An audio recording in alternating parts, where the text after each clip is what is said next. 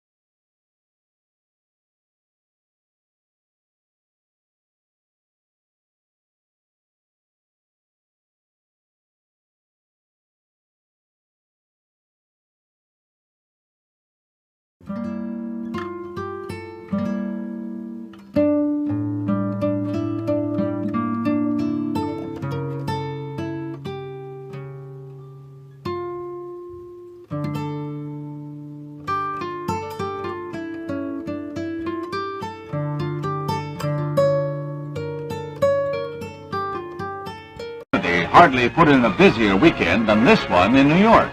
First,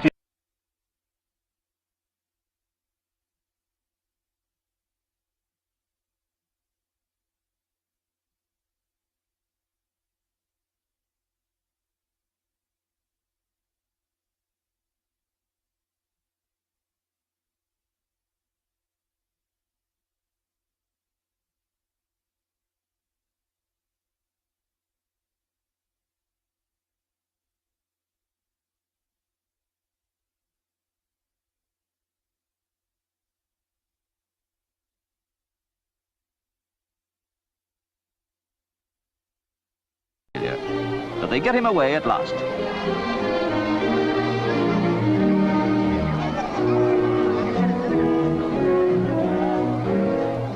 Back to Behn.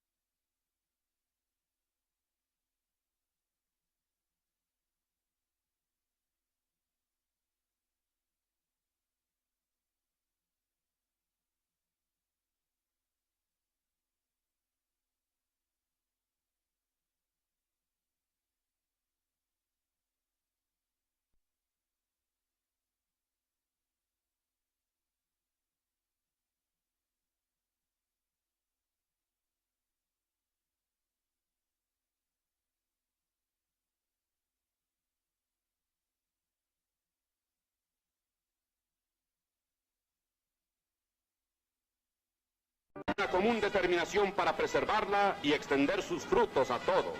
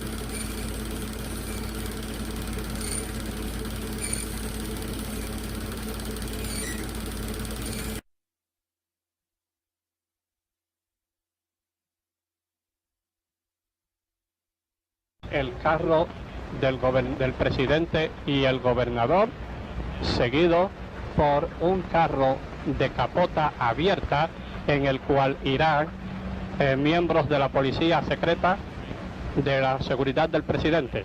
En el tercer carro, también de capota transparente, la señora Kennedy y la señora Muñoz.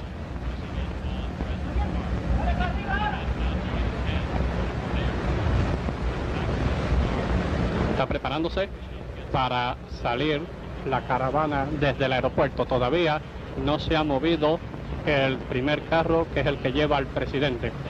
Después de estos primeros carros irán los demás con los miembros de la comitiva presidencial y los carros que ustedes habrán de ver por el camino y algunos de ustedes van a ver aquí en la televisión antes de terminar esta transmisión son de fotógrafos y camarógrafos tanto local como de Estados Unidos que han llegado y están cubriendo todo este desfile, toda esta llegada del presidente Kennedy. Irán tomando vistas a todo lo largo de la avenida Valdoriotti hasta San Juan. Ahí va el auto del presidente y el gobernador saliendo de la pista de North Carolina. Here, hard-hitting, battle-ready units armed with the latest weapons are prepared to go into combat at any level of the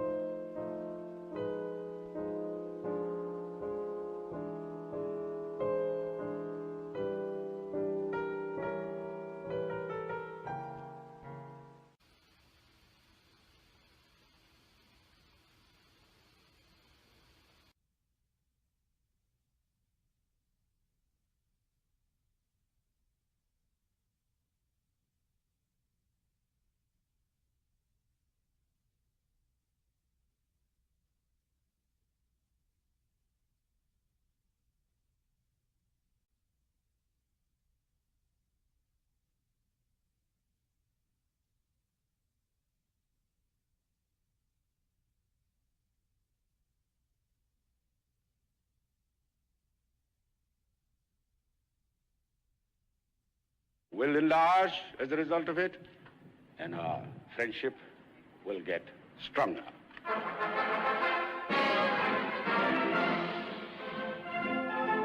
Full military honors are paid to President Ayoub, World War II veteran of the Burma Front and the former commander of his country's armed forces.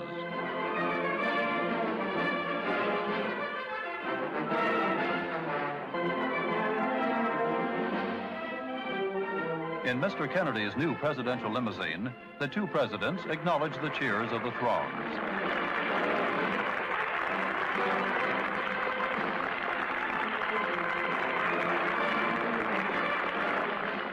The end of the parade finds the presidential party at the Blair House, the president's official guest house, where the distinguished solid black steel, and the other was transparent plastic. And these different roofs were put together in separate sections, so you could put them on the car if you needed to protect the president from inclement weather.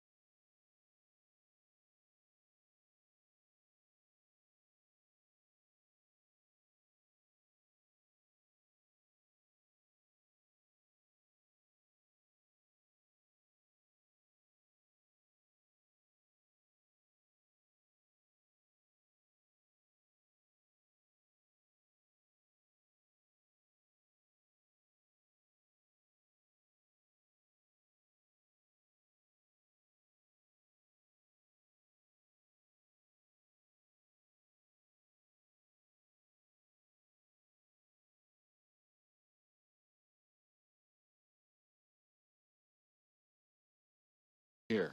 Was killed, the Secret Service agents normally walk directly beside the car on either side. We do not see any in this photograph, but usually 2 or 3 Secret Service agents will walk on either side of the car so that they are there to spot anyone who looks like a troublemaker.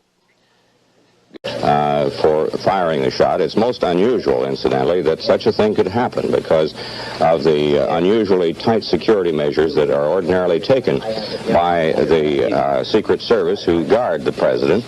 And normally, any vantage point, a rooftop, and windows which command a parade route are carefully scrutinized and carefully guarded, and men are usually posted on rooftops along a parade route, particularly if there is any reason at all to suppose that there might be someone in the area who would have such ideas as assassination in his mind regarding the president. These precautions, of course, are taken by the Secret Service for all presidents, as they have been for many years.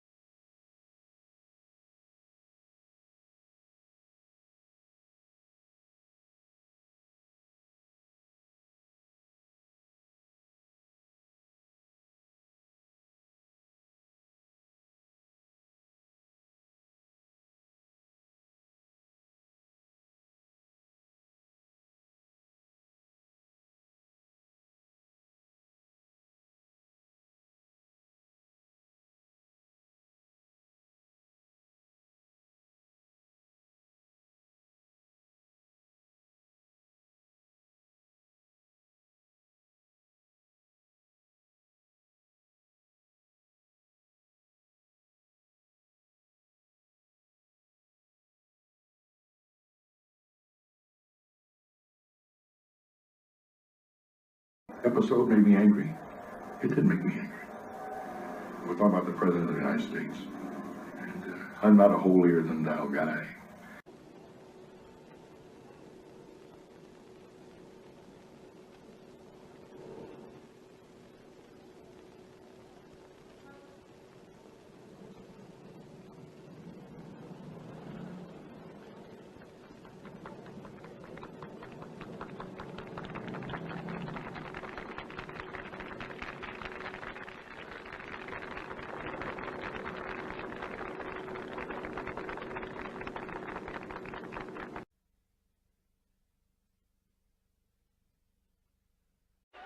And in the 1960s, I believe that we can demonstrate so that all the world will want to follow our example, that freedom and prosperity can move hand in hand.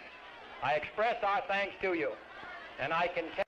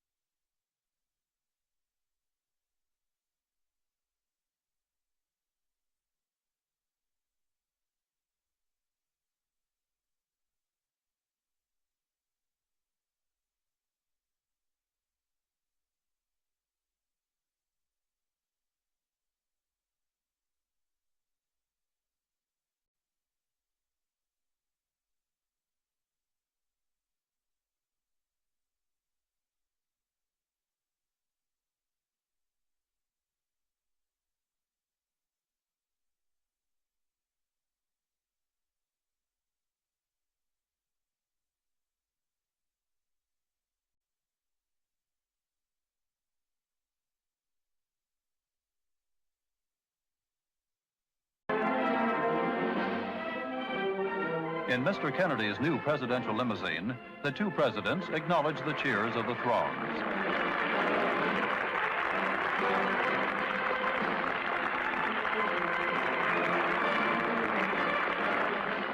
The end of the parade finds the presidential party at the Blair House, the president's official guest house, where the distinct... Mr. Kennedy की नई limousine से दोनों through the streets of Berlin began. The entire route was lined with people who had waited hours to see the president, the man dedicated to the defense of peace and freedom. Never before had the Berliners turned out in such large numbers. Never was a reception so rousing. Und hier also ist einer der dramatischsten Punkte, wo Ost und West sich gegenüberstehen. Wenn Berlin ein Vorposten der freien Welt ist, dann ist der Checkpoint Charlie einer der vorgeschobensten Posten, der am weitesten vorgeschobenen Posten der Soldaten des Präsidenten.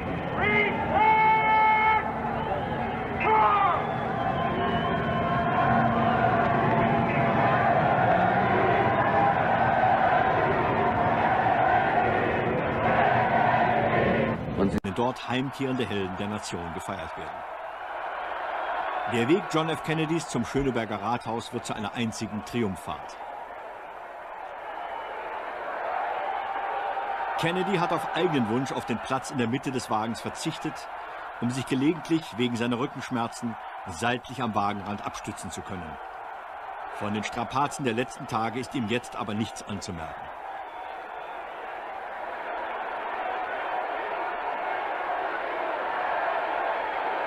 General Lucius D. Clay, Initiator der Berliner Luftbrücke, die die Stadt während der 10-monatigen sowjetischen Blockade am Leben hielt und den die Berliner deshalb außerordentlich lieben, der mit dem Präsidenten nach Deutschland gekommen ist, er sagt zu ihm, bevor dieser Tag zu Ende gegangen ist, werden Sie 90% der Berliner gesehen und kennengelernt haben.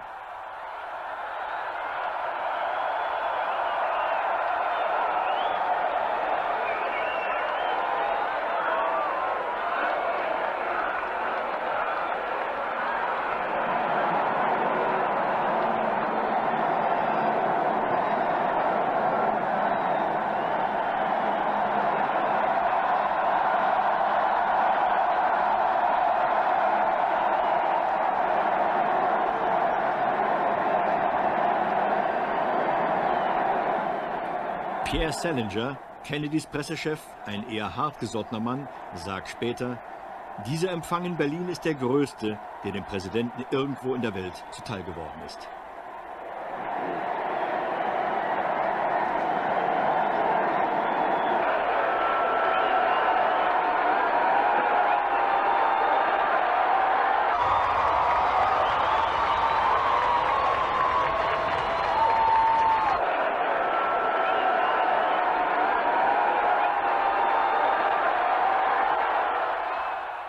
Am frühen Vormittag hat Kennedy den Gewerkschaftstag der IG Bausteine Erden in der Berliner Kongresshalle besucht.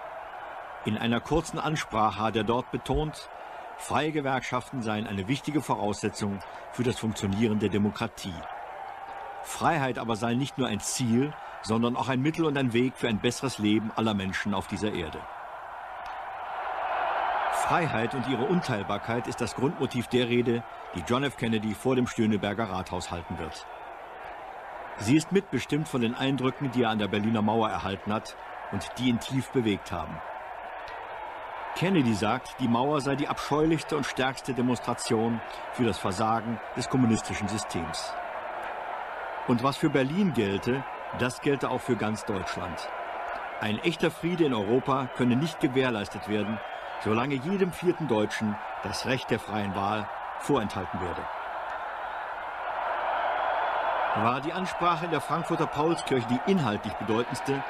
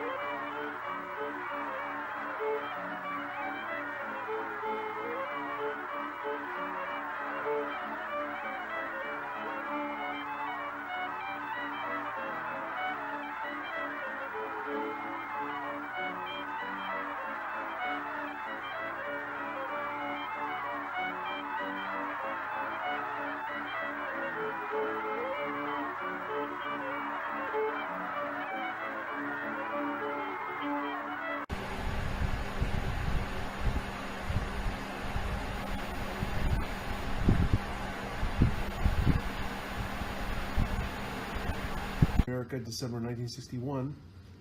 This covers Puerto Rico trip. There you go. There's the bubble top agents by the car. Where the people make no secret of how warmly they feel about their guests.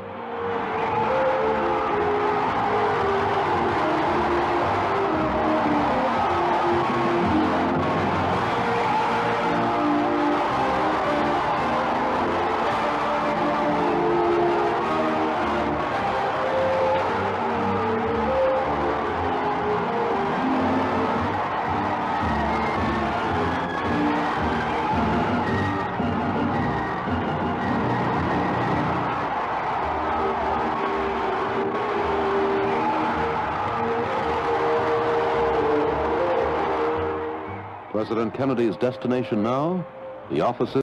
And the other was transparent plastic. And these different roofs were put together by laying wreaths at the tombs of two of Mexico's heroes, and then attending Mass at the holiest of that nation's shrines, the Basilica of Guadalupe. They are greeted by the Primate Archbishop of Mexico, Miguel Gomez, who later led a prayer in English for the full success to all efforts made during the President's visit.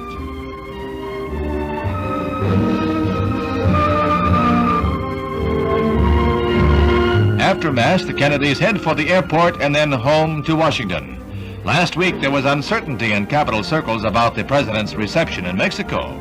It turned out to be one of his greatest triumphs in personal diplomacy. Friendship with personal warmth and with a personal welcome.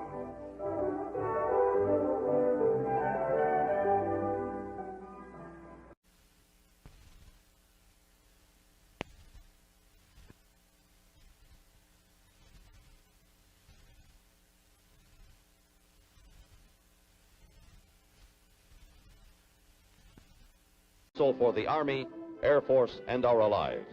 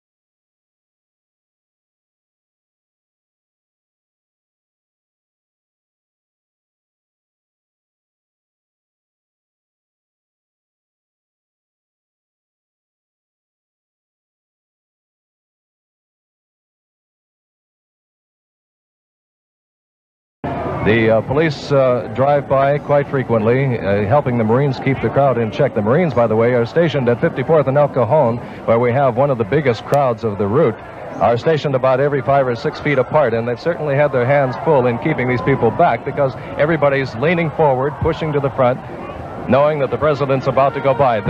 The police drive by quite frequently, helping the Marines keep the crowd in check. The Marines, by the way, are stationed at 54th and El Cajon, where we have one of the biggest crowds of the route, are stationed about every 5 or 6 feet apart. The President just said thank you very much as we welcomed him personally to San Diego. He's going to see a large part of San Diego, a large part of the population of San Diego as he proceeds out El Cajon Boulevard to State College, an estimated 250,000 persons. Hi, Lionel.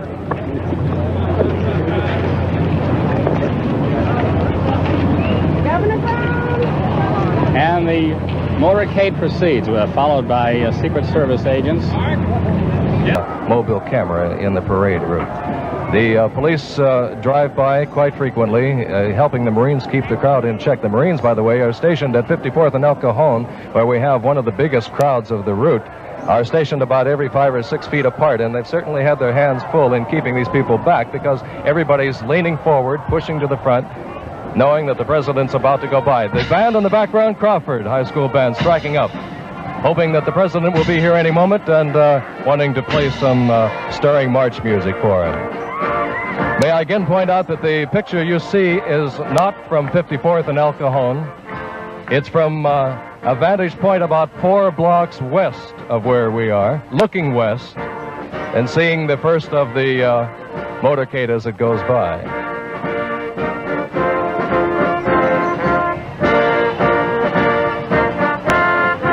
And that's part of the crowd lining the streets, lots of children, the Marines with their hands full. The motorcycle officer, I understand, has been instructed to make sure that everybody does not get out into the street. No reports of whether or not he has run over any toes or not, but doing a good job of keeping them by. Now, the presidential motorcade is approaching 54th and El Cajon. Everybody here is on his feet. The people are beginning to cheer. The people behind me are, of course, quite expectant and quite excited about this occasion. First car coming by our camera at 54th and El Cajon is one of the lead cars in the motorcade. Behind it, the officers on their motorcycles with their red lights blazing. They can see them now, and a cheer is going up from 54 and El Cajon. They're yelling, they're waving. They've all got signs, it seems, and they're all waving their signs. The President looks fit. He's got a great big smile. He's waving to all of the people along, waving to our camera right now, getting a tremendous ovation from the crowd. He looks fine. He's got a big smile on his face. Governor Brown in the car with him, along with Lionel Van Deerlin, Senator Claire Engel. In the second car, Glenn Anderson, Attorney General Stanley Mosk, Assemblyman Jim Mills, various White House guests. Jim Mills, various White House guests. The presidential motorcade driving right down the center of the street in our picture. He has not yet arrived at 52nd and El Cajon, where our first stationary camera is located. We hope to have a much steadier picture from the stationary camera, naturally, because it'll be mounted square right on the sidewalk. That's a shot of the helicopter flying over. This, if I'm not incorrect, is one of the helicopters that's relaying our TV signal from the mobile camera in the parade route. The police drive by quite frequently, helping the Marines keep the crowd in check. The Marines, by the way, are stationed at 54th and El Cajon, where we have one of the biggest crowds of the route, are stationed about every 5 or 6 feet apart, and they've certainly had their hands full in keeping these people back because everybody's leaning forward, pushing to the front, knowing that the President's about to go by. The band in the background, Crawford High School Band, striking up, hoping that the President will be here any moment and wanting to play some stirring march music for him. May I again point out that the picture you see is not from 54th and El Cajon. It's from a vantage point about 4 blocks west of where we are, looking west and seeing the first of the motorcade as it goes by.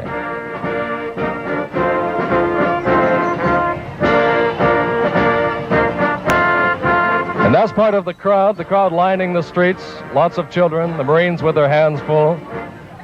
The motorcycle officer, I understand, has been instructed to make sure that everybody does not get out into the street.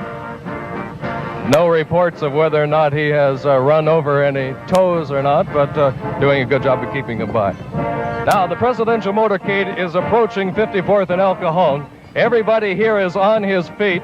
The people are beginning to cheer. The people behind me are, of course, quite expectant and quite excited about this occasion. First car coming by our camera at 54th and El Cajon is one of the lead cars in the motorcade. Behind it, the officers on their motorcycles with their red lights blazing. They can see them now, and a cheer is going up from 54 in El Cajon. They're yelling, they're waving. They've all got signs, it seems, and they're all waving their signs. The president looks fit. He's got a great big smile.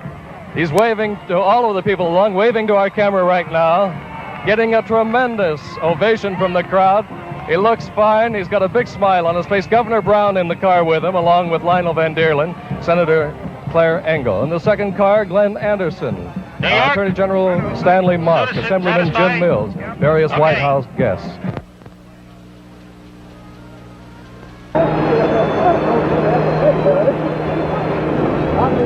He will be brought directly past helicopter number 1, which is for him. May I again point out that the picture you see is not from 54th and El Cajon.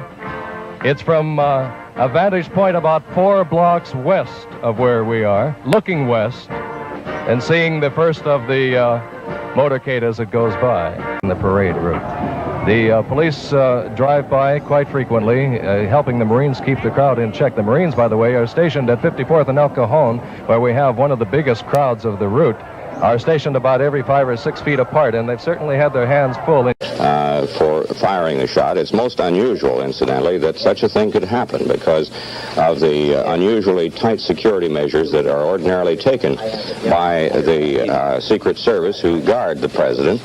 And normally, any vantage point, a rooftop, and windows which command a parade route are carefully scrutinized and carefully guarded, and men are usually posted on rooftops along a parade route, particularly if there is any reason at all to suppose that there might be someone in the area who would have such ideas as assassination in his mind regarding the president. These precautions, of course, are taken by the Secret Service for all presidents, as they have been for many years.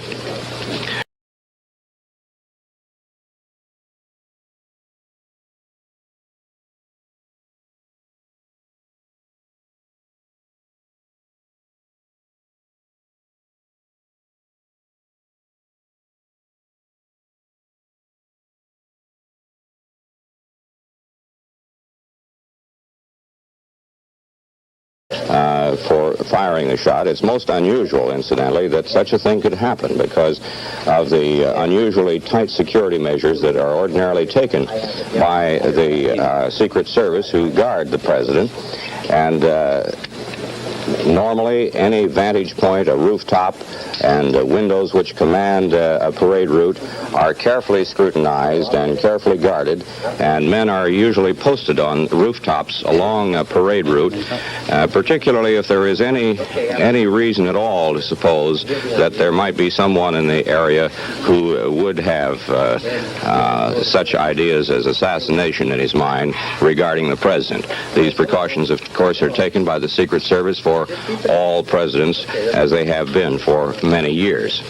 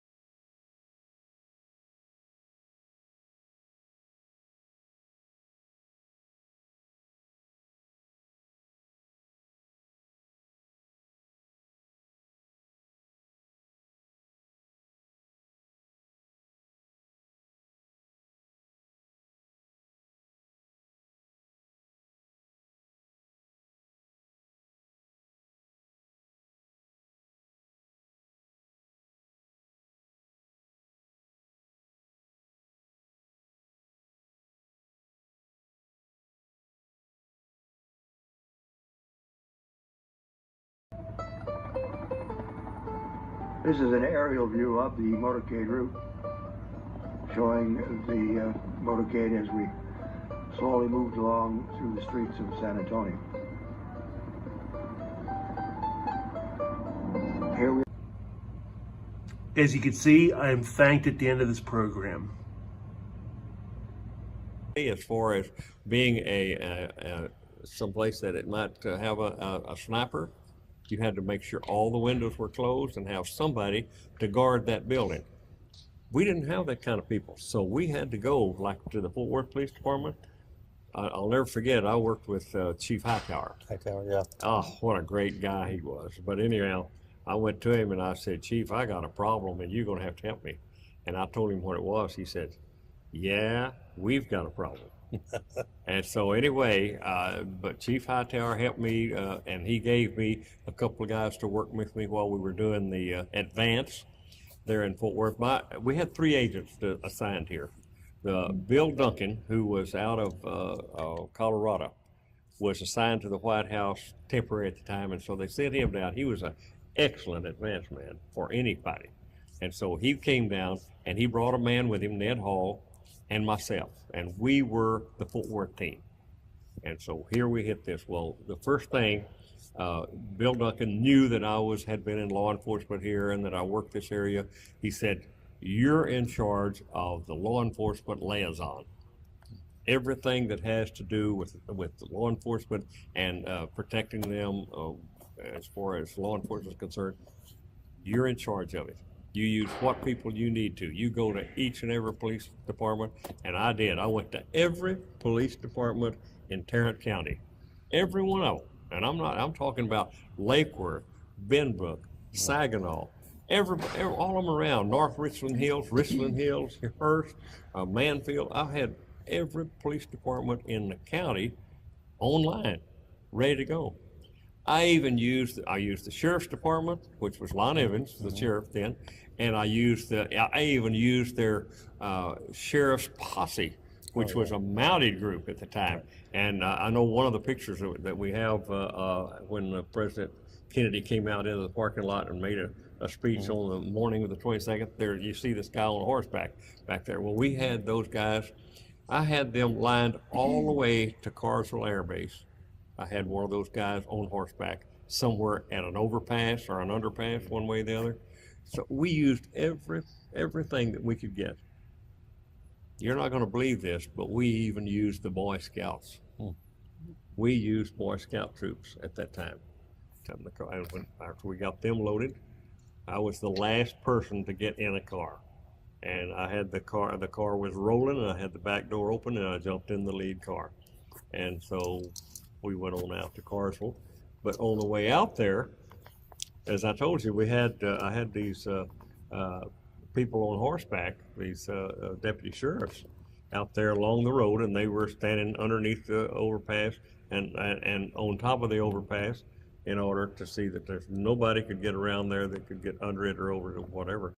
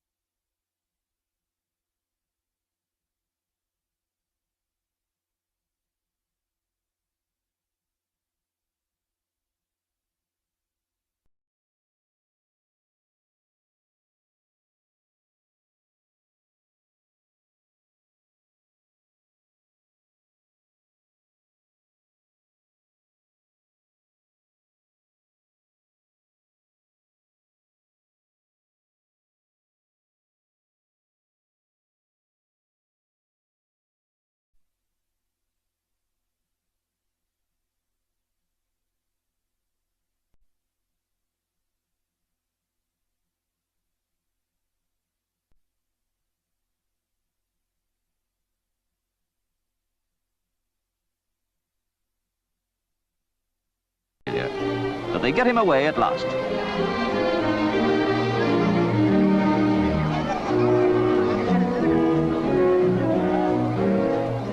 Back to Behn.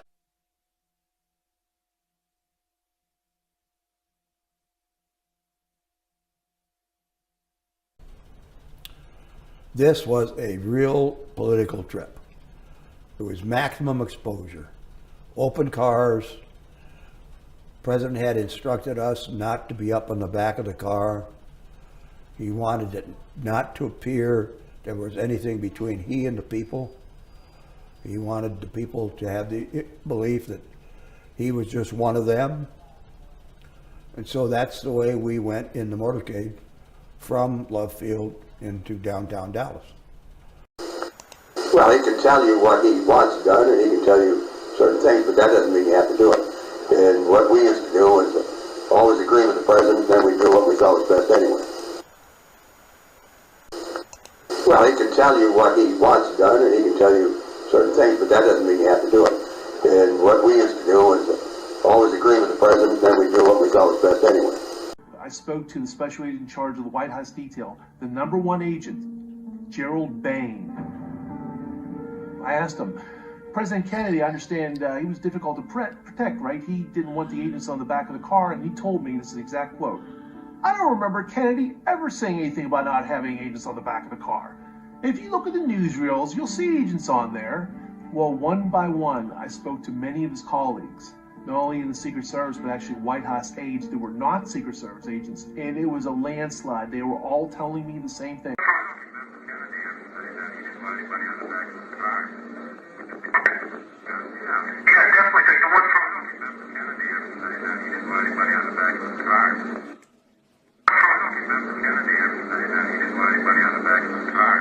Ordered the men off the back of the limousine. Well, that's not true. I didn't think that was either. Yeah, Rufus Youngblood, it was one of the things he told me. He says that don't believe Manchester or Bishop. It's very disheartening for being a young researcher looking at books and trying to sift out what's fact and what's not. And as years, this is all becoming history now, and it's very discouraging to find certain things that are printed aren't true. Right. And you gentlemen were there, and you would know best. And when you were saying that, I believe you 10 times more than I would, William Manchester. Yeah. Oh, well, you were there. That's the problem. But the most alarming thing about this is, sir, is he quotes you in the book, but you're not interviewed in the book in the back section. Oh, yeah. He says that supposedly President Kennedy told you, I'm quoting, keep those Ivy League charlatans off the back of the car. That doesn't sound like, okay. Boy, I tell you, this is amazing. I didn't think so either, because he was gracious enough to indicate all his interviews at the back section of the book, but your name wasn't there. So I'm thinking, how could he get a direct quote from a gentleman he never spoke to? I never told him that. Yeah. Hey, repeated where President Kennedy told the agents, I guess yourself and other people, get these men off my limousine, don't do this. That's not true. Okay. That's true. Very nice man. Yeah, it's never interfered with us at all. Don't do this. That's true. Okay. That's true. Very nice man. Yeah, it's never interfered with us at all. I find it interestingly enough that there's no truth to this thing about supposedly Kennedy ordered the agents off the back of the limousine. No, he had nothing to do with that. I figured that, because you know what? William Manchester makes the claim that Floyd Boring was ordered by Kennedy, and I'm quoting what it says in the book, says, keep those Ivy League charlatans off the back of my car. That is false. Yes, I found that out, and I talked to William Manchester, who lives in Connecticut, about that, and he got real defensive with me. He said, all those notes are under seal, and I'm not allowing anyone, especially yourself, to look at these rules. Who was this you were talking to? William Manchester. Oh, okay, I talked to William Manchester. He called me on the book. Yeah, that book is just filled with things. That is, for the record of history, that is false. More confirmation has never been, in my history, any more rapport with President of the United States other than possibly Harry S. Truman. Yeah, that's another one they said. Everyone was a jewel just like John F. Kennedy. Yeah, they said the only thing caused I don't really man. No, that's bad. I don't believe me. I'm not just putting any stock into it. Just, any death read. You can't put a hell of a stock. I'm finding that out. I tell you what, Sam, it's getting to that point. This is true. Yeah, and I tell you what, I get people that argue with me about this. Oh, come on, Kennedy was one of the most tough to protect presidents. He always ordered the men off the back of the limo, and now I'm finding out that's not true. You know, because they say they make a big play about supposedly Ford. Kennedy was one of the easiest ones to ever protect, and this is why most, I would say 99% of the agents, and I even like to go 100, but I like to leave leeway like this. You like to leave room for him to fire to go. Right. He was one of the best presidents ever to control. Okay, he trusts everyone. I know that's what you feel. You have regrets, remorse, you know, whatever. Who knows if they left guys on the back of the car or stuff. You never know. You second guess. You can hindsight yourself to death. You know what I mean? Well, I know that's what you feel. Have regrets, remorse, you know, whatever. Who knows if they left guys on the back of the car or stuff. You never know. You second guess. You can hindsight yourself to death. Steel, and the other was transparent plastic. And these different roofs were put together in separate sections, so you could put them on the car if you needed to protect the president from inclement weather. The Secret Service driver and then a Secret Service agent in the passenger seat in the front seat. The car itself had handholds on the trunk for the agents like myself to grab onto, to hold onto if we were on the rear of the car, and platforms built into the side of the car and the rear of the car, so that we could stand there in parade situations if necessary.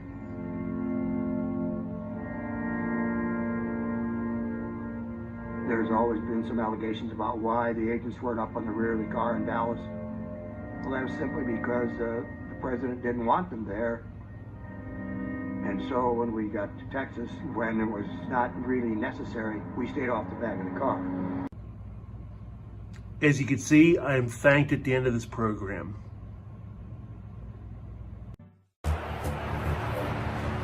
In a bid to gain more public support in Texas, JFK agrees to a 45-minute motorcade through the streets of Dallas before his planned business lunch. 8 days before the visit, a Secret Service agent checks out the planned route of the motorcade. When he signs it off, the president's fate is sealed. Because the route takes JFK through Dealey Plaza and right past several tall buildings, including the Texas School Book Depository from where the fatal shot will be fired. The threat from any one of those buildings would be great. It was putting the president in a very precarious situation. When you think of protection, it's not just what's at the ground level. You have to think 360 degrees. You don't want to think like a Secret Service agent. You want to think like the assassin. And there's another crucial flaw that's been missed. Approaching Dealey Plaza, the motorcade will need to slow down significantly to make the turn onto Elm Street. It's not just a left-hand turn, it's a sharp left-hand turn and coming back at an angle, okay? The vehicle has to virtually stop or go at a very, very low speed to make that hard turn. From a window high up in the book depository, the limo becomes the perfect target for a trained sniper. You don't want to be static or still, and there's a term that's commonly referred to in the surface called get off the X. When you're on the X, or when you are static, you are most likely to get hit. The Secret Service then makes another key error. The details of the planned route are passed on to every law enforcement group involved in the president's visit, except the FBI. The Secret Service would fail dramatically in the coming days. But who else knew of the plot to kill the president? The president's head was practically blown off. Now, we tell the story of that terrible event, minute by minute, from the unique perspective of three of those at the center of it all. Roy Kellerman, the Secret Service agent in charge. This is a massive failing by the intelligence services.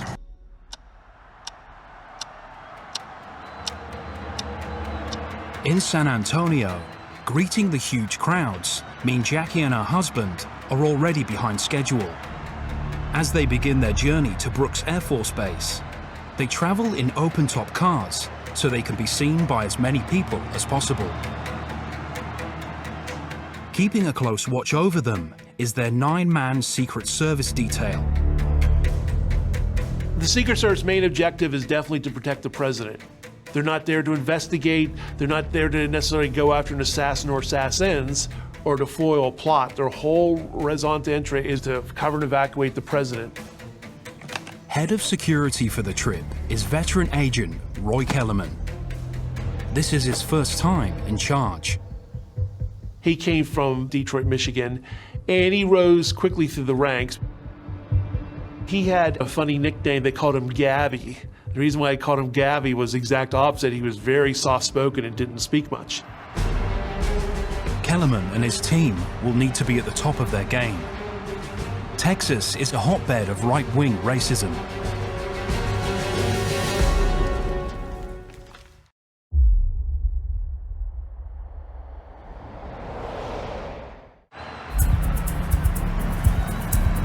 Jackie Kennedy and her husband are beginning their 3-day tour of Texas. Well known for being a hotspot of right-wing racism, it's considered a very dangerous place for the Kennedys to visit. But in June, Kennedy had delivered a speech supporting the civil rights movement. The fires of frustration and discord are burning in every city. His words divide America. North and South. By giving his famous June '63 speech, he really fanned the flames in the right wing, the kind of people that President Kennedy himself said, well, we're heading to nut country now.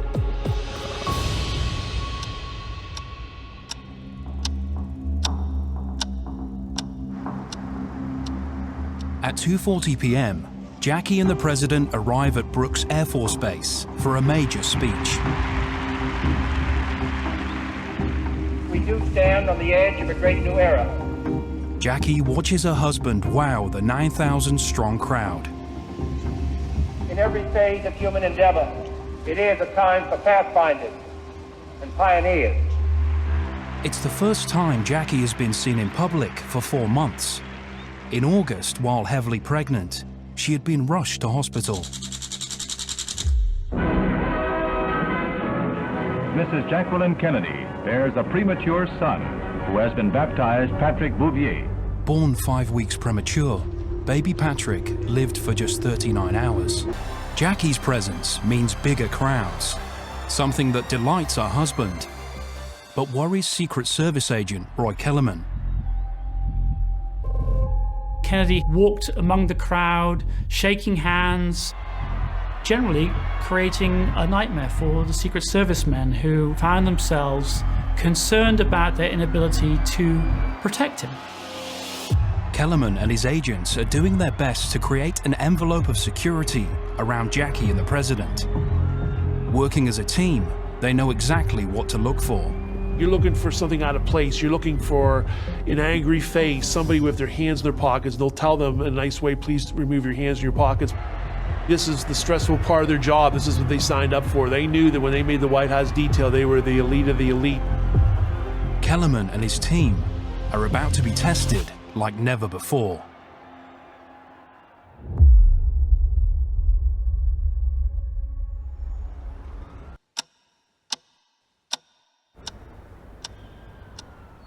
It's the end of a long first day for Secret Service agent Roy Kellerman. With his charges secure in Suite 850 of the Hotel Texas, he clocks off. But as Kellerman heads to bed, many of his agents head to the bar. 9 agents drank the night before the assassination. That's grounds for removal from the agency.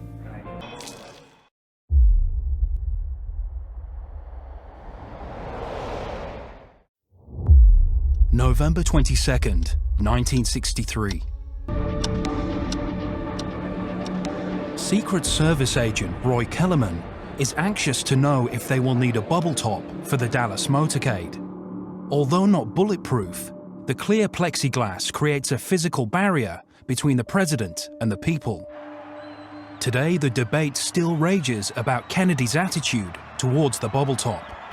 If they only would have left the front and rear pieces on and even had that open piece in the middle, that would have been a security function. It's a psychological deterrent because so many people wrongly assumed it was bulletproof when an assassin or assassins even try with it on.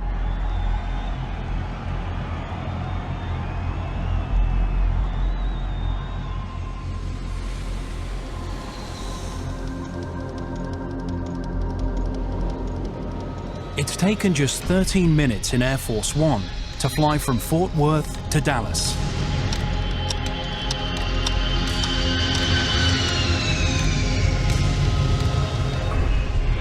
Friday morning, the president's jet lands at the Dallas airport, Love Field. Once again, it's Jackie who walks off the plane first to an enthusiastic reception.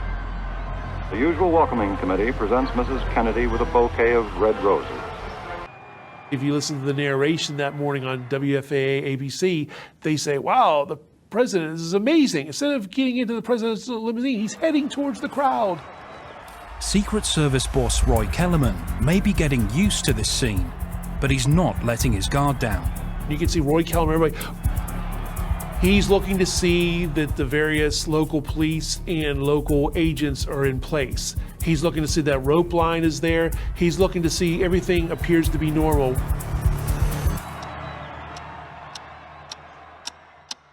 Six.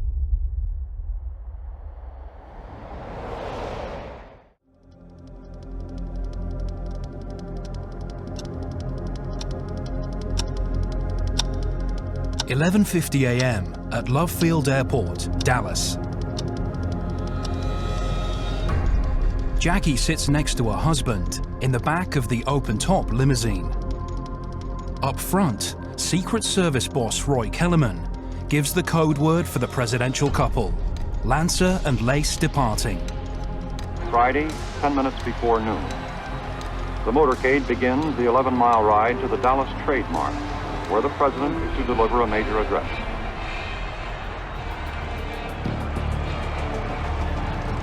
The motorcade stretches for half a mile. You had the presidential limousine. You had the Secret Service fob car. You had the mayor's car. Then you had the vice president car, and you had the Secret Service fob car for him, other various dignitary cars, local congressmen, senators, you had the press and so on. Humiliated by the October attack on UN Ambassador Adlai Stevenson, the City of Dallas police have deployed over 700 men, but unusually, none are guarding Dallas's many high-rise rooftops. The major trip before in Florida, in Tampa, 28 miles, almost 3 times the length of Dallas. They had multi-story building rooftops guarded with all the sheriff's department, with heavy arms. In fact, I spoke to the lead motorcycle officer in Tampa. He told me, oh, every multi-story building at 28 miles had armed men, and they would have shot anybody untoward during that motorcade. Got a pretty good crowd of people down here on Turtle Creek. It's down to 2 lanes of traffic.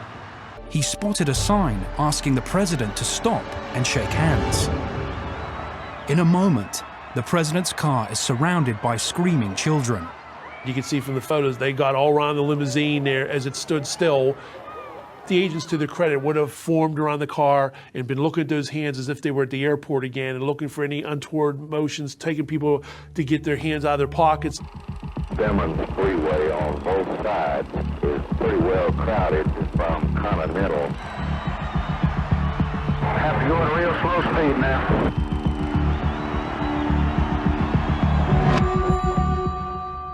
Nearly 5,000 miles away, in the offices of a small local newspaper in Cambridge, England, an anonymous caller tells a reporter to call the US Embassy for some big news.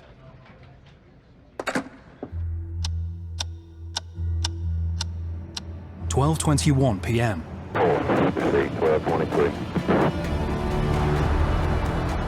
Halfway down Main Street, FBI Special Agent James Hosty watches the motorcade pass by. He's shocked at how exposed the President and First Lady are. All the Secret Service agents are in the car behind. When you realize the building rooftops weren't guarded, there's people hanging all out of windows, you realize they weren't on the back of the car in a concentrated fashion. And there wasn't more motorcycles bracketing the car, and even the use of the bubble top. It makes you realize how much Kennedy was a sitting duck. 10-4-1 is a pretty good crowd there. Big crowd, yes. As the motorcade progresses through downtown Dallas, Jackie is feeling the heat. Exposed in the open-top car, she's not as comfortable as her husband with frenzied crowds. The motorcade turns off Main Street and enters Dealey Plaza, and they make a short right-hand turn onto Houston Street. In the presidential car, Jackie hears Governor Connolly's wife say to the president, "You certainly can't say that the people of Dallas haven't given you a nice welcome." And the president says, "No, you sure can't." Then they make the really tight jog onto Elm Street. Now, this was all a violation of Secret Service protocol and common sense. You're never supposed to take the president in a situation where you're slowing the car down like that. The president's car is now turning onto Elm Street, and it will be only a matter of minutes before he arrives at the trademark. I was on Simmons Freeway earlier, and even the freeway was jam-packed with spectators waiting their chance to see the president.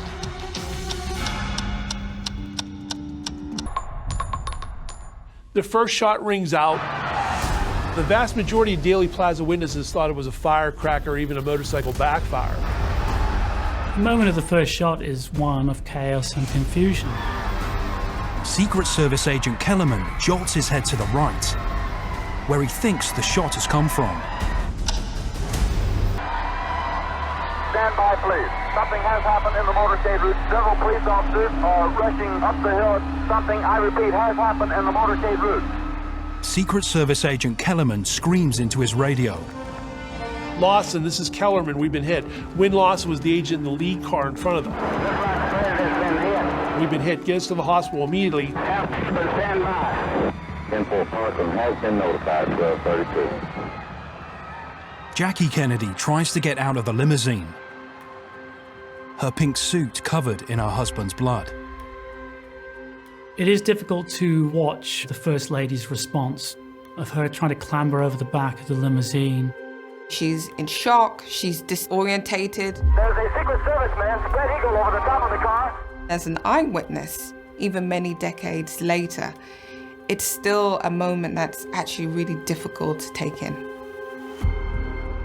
As her husband's lifeless body slumps into her lap, Jackie screams, "My God, they have shot his head off." She will tell the investigation later, "I could see a piece of his skull, and I remember it was flesh-colored. I remember thinking he just looked as if he had a slight headache. Then I just remember falling on him and saying, 'Oh no, no, no.'" This is a massive failing by the intelligence services. They have been seen to fail by the entire world. The blood, the screams, the fear, the murder of a US president. President Kennedy has been killed in broad daylight in front of hundreds of witnesses.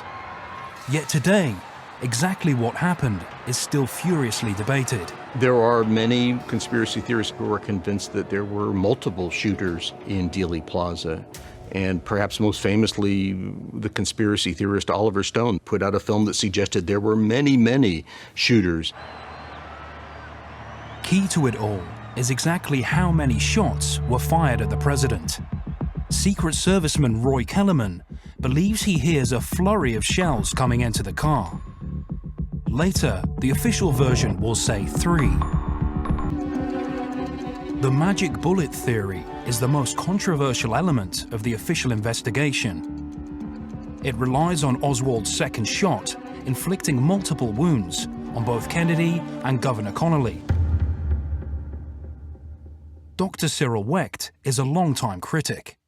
No matter who the shooter might be, if you don't have a single bullet theory, you cannot have a sole assassin. It is that basic, it is that absolutely unequivocal.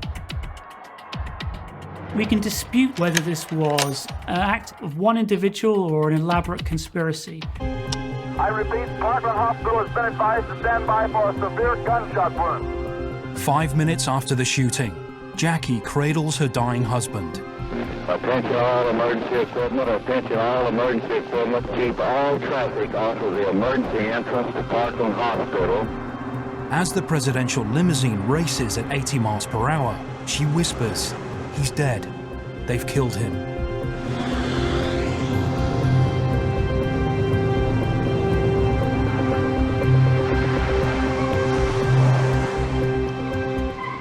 As the motorcade screeches to a halt, Agent Kellerman helps lift the president out of the car. He said JFK's eyes were opened and it looked like all signs of life were gone, although technically he did have a heartbeat and technically he lived for another 20 to 30 minutes. But for all intents and purposes, he was DOA. Do you know the extent of the injury? Say the president's head was practically blown off. 7 minutes ago, Jackie and her husband were smiling and waving at the crowd. Now she follows his lifeless body into the operating room. President's wife, Jackie Kennedy, was not hurt. She walked into the hospital, had her husband stretcher side.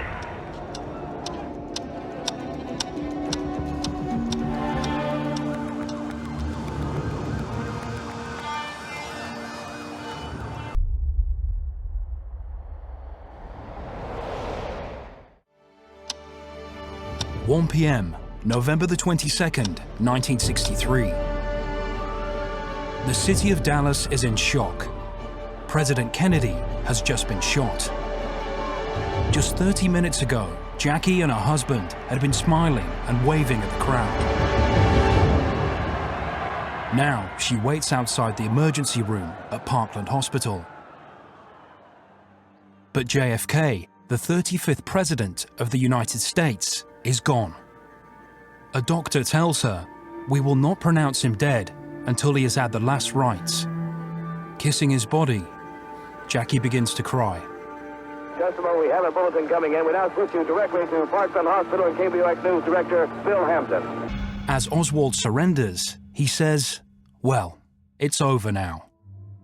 The interesting thing about Oswald is he's always assumed to be guilty, and yet he was never tried, never brought before court, and never sentenced. Within hours, FBI Director J. Edgar Hoover will tell the world they have caught Kennedy's killer. There's no way in the world that he could have determined that. He could have believed it, but until you check every possible contact that Oswald had, 2.5 years in Russia, and then the contacts he had in America, how can you possibly know that? But he's already announcing to the world, they're locked in. Now a newly released memo reveals an astonishing fact. Hoover was determined to prove Oswald's guilt, no matter what. The thing I am concerned about is having something issued so we can convince the public that Oswald is the real assassin. J. Edgar Hoover had something really important to hide, which was that the FBI knew a lot about Lee Harvey Oswald before the assassination, should have known that he was a real threat to President Kennedy, but failed to notify anybody about this, specifically not to notify the Secret Service that President Kennedy was going to Dallas, where Oswald lived. One conspiracy theory states Hoover was part of a much larger cover-up, which believes Kennedy was killed by members of his own military and intelligence services, who feared the president was soft on communism and was going to warm up the Cold War with Russia. This wasn't going to be good for America. To tell Americans that the government had been overthrown by the killing of the president, that it was coup d'etat in America.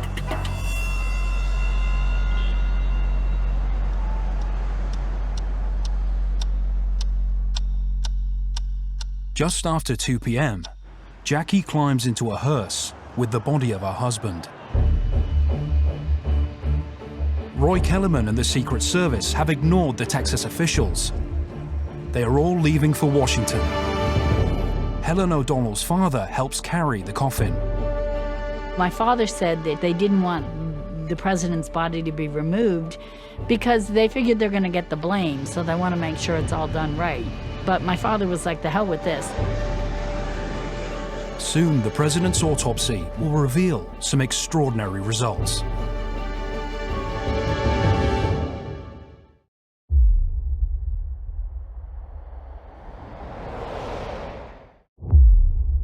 Friday, November the 22nd, 1963.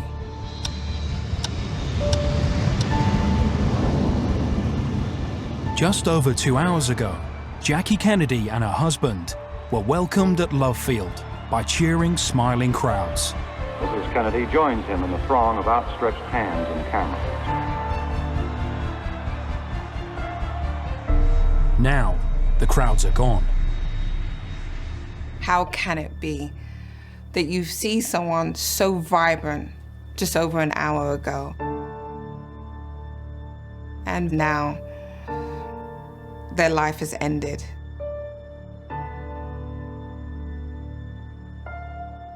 How did this happen, and who is to blame?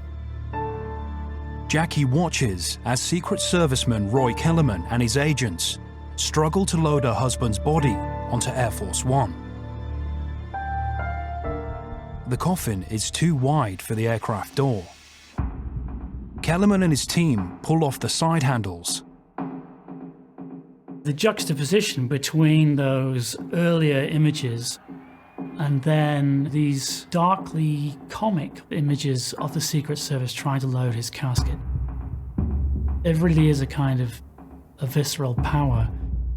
Finally, Jackie follows her husband back onto Air Force One. They were all devastated, and none of them recovered, including my father. They felt responsible, and all that majesty was just destroyed in one shot, and that's sad. As Jackie goes into deep shock, Helen O'Donnell's father becomes increasingly concerned. He said he really thought at one point Jackie was going to have a heart attack. And he said, I just thought, I've got to get her out of here. He said, this is my last job for Jack Kennedy, who's my president but my friend. And my job is to get his body home to Washington and to get his wife home to Bobby.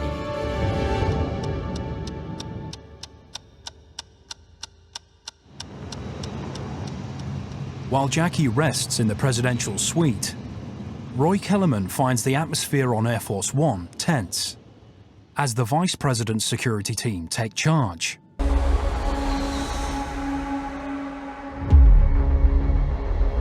As Air Force One touches down at Andrews Air Force Base, Washington, millions tune in live to see Jackie Kennedy follow her husband's coffin into a hearse.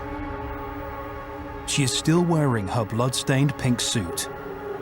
The widow, on the arm of her brother-in-law, remains a towering figure of fortitude through her long ordeal. Jackie accompanies her husband's body as it's taken to a military hospital. 7:30 p.m. President Kennedy's autopsy begins. Jackie has requested it is done at Bethesda Naval Hospital, as Jack had been a naval man. But today, others question the real reason for taking his body to a military hospital. It was basically a national security move to a military hospital where more agreeable people could look over the body and could be twisted under military orders. They wanted to have the autopsy done under military control. There were 33 people in the autopsy room that night, including 4-star admirals and generals. These guys were told what to do. There's no question about it. Secret Serviceman Roy Kellerman is also in the autopsy room. He helps the pathologists identify the president's wounds. When the doctors were working on the body, he made a crucial observation. He noticed the back of the president's head was gone, which is critical if you believe there's a conspiracy, because again, entrance wounds are small, exit wounds are large. The autopsy reveals Kennedy was struck by 2 shots from the rear. Vital information that will lead investigators to conclude Oswald was the lone gunman. But for many, this evidence didn't add up. The Dallas doctors had said they saw a large exit wound in the back of the president's head, indicating a shot from the front, and therefore, more than one shooter. The autopsy is essential in providing an authoritative account of the causes of the president's death, but it did not do that. there's a lack of agreement about whether they are looking at a shot that has entered the president's body from the front or the back. And that immediately raises the issue about whether or not there are one or two gunmen. For decades, veteran pathologist Dr. Cyril Wecht has believed the autopsy findings are wrong. He's convinced the president was shot from both the rear and the front. It's infuriating every time I talk about it, and today I'm talking about it maybe for the 10,000th time. It just infuriates me. The passion just automatically flows. I don't have to press any buttons or pretend that I'm angry. Suspicion has also been cast on some of those closest to the president, in particular Secret Serviceman Roy Kellerman and his team of agents. They definitely felt like they failed in their mission. They had one job to do, the number one most important job. The life of the president was taken. Although he never spoke about the assassination, Kellerman hinted he thought there was more to the story than just Lee Harvey Oswald. I spoke to his widow, her name was June, and she said that Roy accepted that there was a conspiracy. In fact, when he spoke to the House Select Committee, he says, I'll accept that. It's like, wait, so Roy accepted there was a conspiracy? Yes, he believed there was a conspiracy, but she never got any details from him, nothing. In recent years, millions of pages of new information have been released. Today, there is overwhelming evidence that the US intelligence services knew more than they said about Lee Harvey Oswald.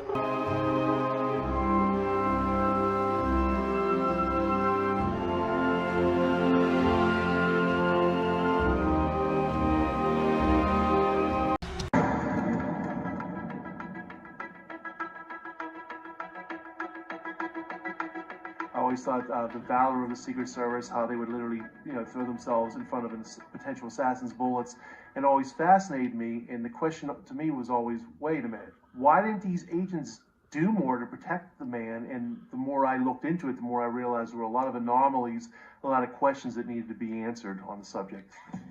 No one has spent more time studying the Secret Service's actions that day than Vince Palomera. Standard operating procedure in an open motorcade would have been for the agents to be running, walking, or jogging with the presidential limousine. And there was also two handrails in the back for an agent or agents to hold on to, so they would be in close proximity to the president. Agents not riding on the rear of the limo is a huge issue in this case. The Secret Service agents are powerless to really do much of anything if they're not close to the president. And official mythology, I like to call it, is that President Kennedy allegedly ordered the agents off the car 4 days before Dallas. Claiming President Kennedy asked for changes to the motorcade's normal security protocols had been a recurring theme during the Warren Commission. I spoke to the special agent in charge of the White House detail, the #1 agent, Gerald Behn. I asked him, President Kennedy, I understand he was difficult to protect, right? He didn't want the agents on the back of the car, and he told me, this is the exact quote, I don't remember Kennedy ever saying anything about not having agents on the back of the car. If you look at the newsreels, you'll see agents on there. Well, one by one, I spoke to many of his colleagues, not only in the Secret Service, but actually White House aides that were not Secret Service agents, and it was a landslide. They were all telling me the same thing. Supposedly Kennedy ordered the agents off the back of the limousine. No. He had nothing to do with that. The record of history, that is false. President Kennedy, very nice man, not difficult to protect, did not order the agents off the back of the car. This complete departure from procedure is captured here as the motorcade begins to leave Love Field Airport in Dallas. Jogging beside the car was an agent. In the fob car behind him, another agent rises from his seat and does hand gestures like this, obviously to order him to cease and desist. The agent stops in his tracks 3 times, not once, not twice, but 3 times, goes like this. And actually, that's the universal body language for what is going on. Turns out the agent's name was Don Lawton, and he's the agent who's formerly told to cease and desist by shift leader Emory Roberts, who rises in his seat with the hand gestures, and you see Don Lawton going like this. Don Lawton rode on the back of the car on the Chicago trip earlier in 1963 and 4 days before in Tampa. But he's relegated to meaningless Love Field luggage duty during the motorcade, during the assassination. It's ridiculous. Secret Service agent Clint Hill is also recalled from his position on the opposite side of the limousine. Emory Roberts had been the only one of 3 Secret Service shift leaders from the White House that was part of the motorcade. Emory Roberts was in charge of the follow-up car that was immediately behind JFK, full of Secret Service agents. He was the general, so to speak, of the follow-up car. If he said something, that's how it went. Emory Roberts, however, received his orders from Floyd Boring, the number 2 man of the Secret Service White House detail, based in Washington.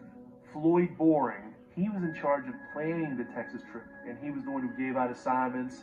In an interview with the Assassination Records Review Board in 1996, he stated that there had been no change in policy for the Dallas trip, and put the blame on President Kennedy.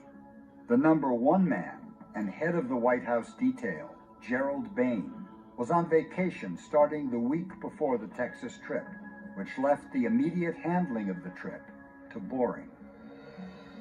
Floyd Boring's right-hand man in charge of the logistics on the ground in Texas was Special Agent Winston Lawson. Winston Lawson came from the Buffalo, Syracuse, New York area.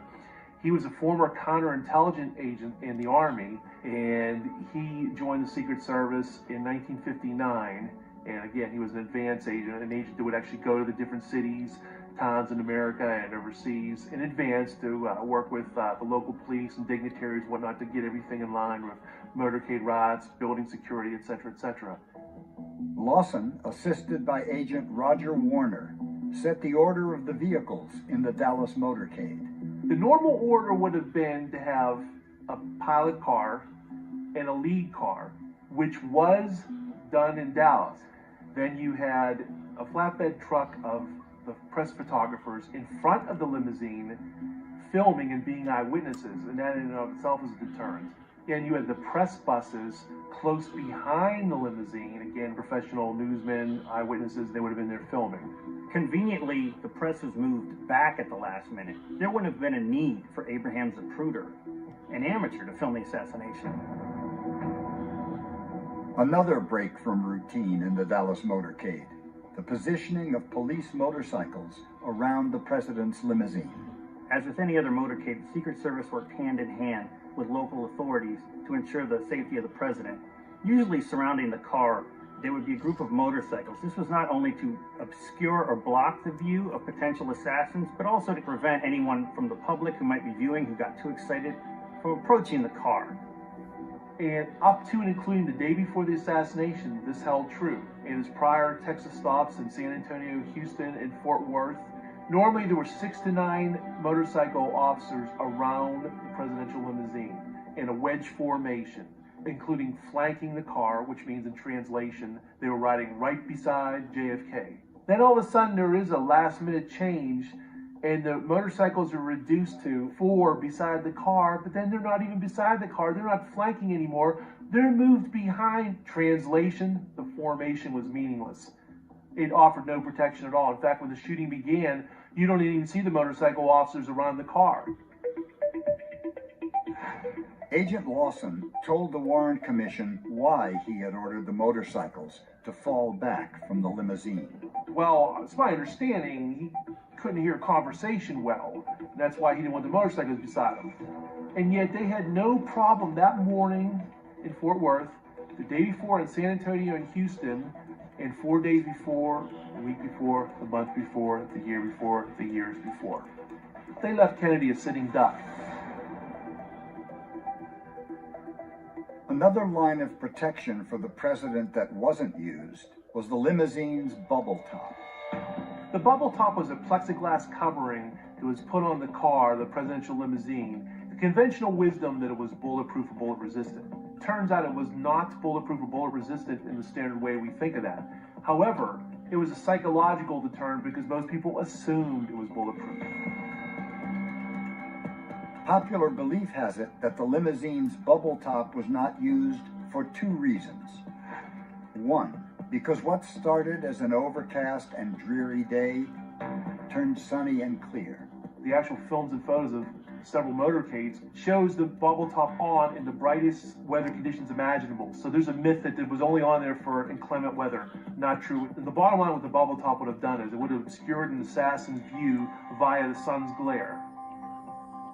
The second reason most often given as to why the bubble top had not been used is that the president had requested not to use it. But I spoke to the agent who was the driver of the follow-up car, Sam Kinney. Sam Kinney adamantly on 3 different occasions told me that President Kennedy had nothing to do with it. It was solely his responsibility. Supposedly, JFK said, I'm quoting now, get that goddamn bubble top off. Listen, that is not true. The bubble top came in 6 pieces, but sometimes it was on there for just the front and rear pieces were on, so it would be an open car and some semblance of protection as well. A partial bubble top with the front and rear pieces on, and he would be able to get air and be able to stand up, and he didn't have that configuration. It's a question of why. Why wasn't at least that configuration used in Dallas? Another troubling inconsistency with Secret Service protocols was the monitoring of buildings. Buildings were not properly monitored in Dallas. Windows were not even properly monitored by the Secret Service. Wynn Lawson said it was usual instructions to give out these orders to scan the windows along the parade route, but he didn't remember giving out the order or not. And it turns out that Dallas police, who were also involved in security of the motorcade route, said that no orders were given.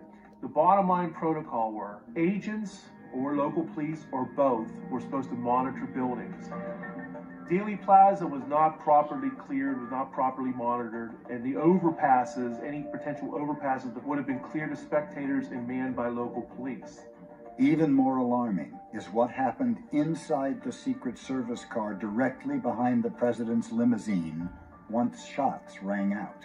Shift leader Emory Roberts would give an order to the other agents in the car. When the assassination begins, he orders the men not to move. Sam Kinney, the driver of the FOB car, who's right beside him, confirmed to me that this happened. He ordered the men not to move at the beginning of the assassination. Emory Roberts supposedly ordered the men not to move. That's exactly right. These men were sworn to protect the president, to dive in front of a bullet if need be, to sacrifice their body. And you mean to tell me this man is going to order them to cease and desist when the shooting begins? And just what were the Secret Service agents who were actually inside the president's limousine doing at the time of the shooting? Agents Bill Greer and Roy Kellerman were pivotal to the success of the assassination, and they were pivotal to the success of the assassination through inaction. Bill Greer was the driver of the president's limousine in Dallas. Roy Kellerman was riding right beside him. Greer hits the gas pedal, Kennedy lives. First shot rings out. Bill Greer looks back at the president. His foot's on the brake too because the car slows down. It's only going 11.2 miles an hour. It's crawling at this point.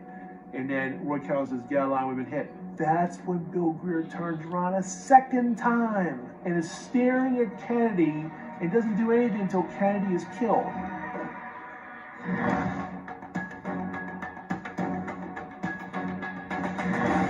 Yes, it was only 6 to 8 seconds, depending on estimates, but that is a lifetime for a Secret Service agent. Count down 6 to 8 seconds and watch the video of Reagan being shot. These men, by the time the 8-second shot, they're well out of there. Let alone 2, 3, 5 seconds. Amazing what they did.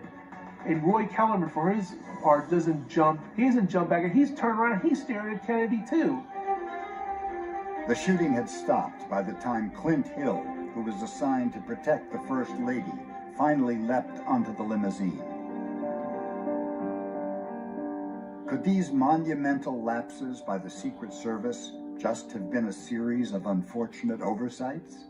How convenient that this all happened on the day allegedly a lone assassin struck the president down. 1963 protocol, President Kennedy should have lived in Dallas. He should have lived past the Dallas motorcade. But Floyd Boring in charge of protection of the president by planning the Texas trip, Emory Roberts in charge of the follow-up car, and Bill Greer, the driver of the president's car. Those 3 men bear the largest burden of what went down in Dallas. The buck stops with the Secret Service. Yeah. Roy Kellerman spoke with FBI agents at the president's autopsy. He was quoted with a surprising statement. Agent Kellerman said that the security for this trip was the most stringent and thorough ever employed by the Secret Service for any trip the president ever made. Now, if you believe that, I've got some land I want to sell you. In 1995, the government's Assassination Records Review Board, wanting to compare security in Texas against other recent trips, requested to see all Secret Service documents pertaining to presidential visits around that time. Rather than comply, the Secret Service destroyed many of its records from the fall of 1963, making any true comparisons impossible.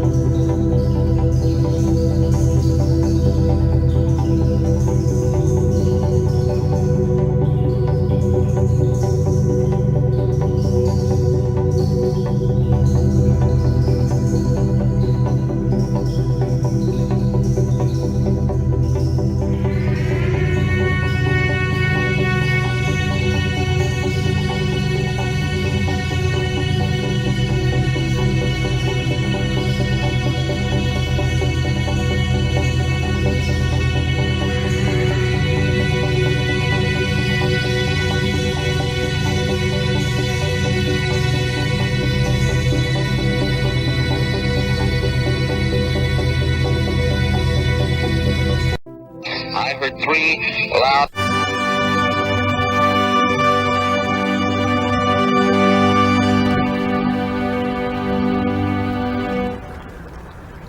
From his hometown of Duluth in Minnesota, one of those questioning critics of the official version of events is Professor James Fetzer.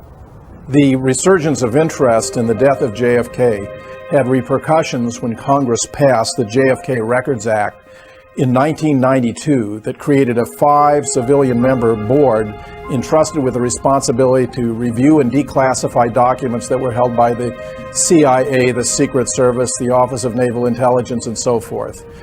We know from its own report that it had some significant failures. For example, and the Secret Service, which deliberately destroyed motorcade records that would have revealed that the motorcade in Dallas was a travesty, a violation of at least 15 different Secret Service policies for presidential protection. This behavior on their part raises the most serious and disturbing questions about their complicity in the entire affair. From the moment he arrived in Dallas, the president's protection was suspect, according to Vince Palomara, a Secret Service expert.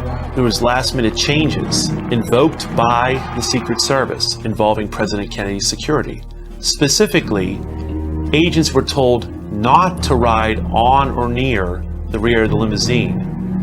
Now, these orders were funneled from the Assistant Special Agent in charge of the White House detail, who was the planner of the Texas trip, Floyd Boring, to one of his assistants, a shift leader by the name of Emory Roberts, who was in charge of the follow-up car. You can see an agent, Henry Ribka, doing his normal duty, jogging beside the limousine, when in the follow-up car, you can see Emory Roberts stand up and wave him back, and you can see a very perplexed Agent Ribka waving his arms in the air several times in seeming disgust.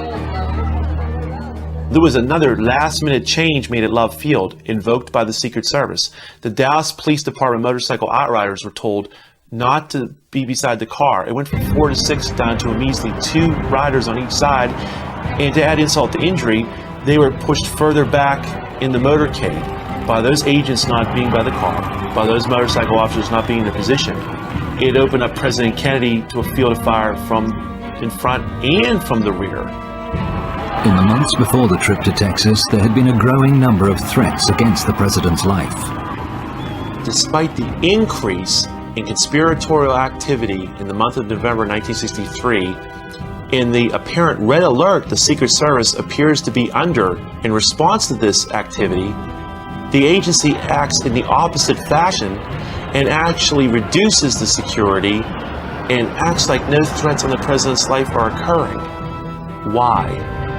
Uniquely on that day in Dallas, the press, the camera crews, Kennedy's military aide, who would normally sit in the front of the president's car, and even his personal physician were all relegated to the rear of the motorcade by the Secret Service.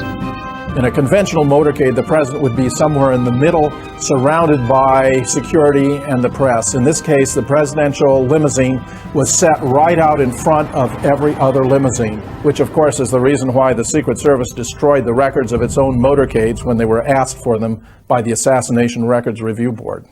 The most suspicious behavior by shift leader Emory Roberts was to be at the time of the shooting in Dealey Plaza. Tragically, he actually ordered the agents not to move during the heart of the shooting. Agent Sam Kinney, who drove the follow-up car, admitted as much to me and told me, quote, exactly right, end quote. And all these deficiencies begin and end with the Secret Service, because they were the prime movers. They were the ones who were directing the security arrangements from Washington up to and including in the heart of Dallas during security meetings. They were the ones that gave out assignments, vetoed or approved of security arrangements, so the buck stops with them.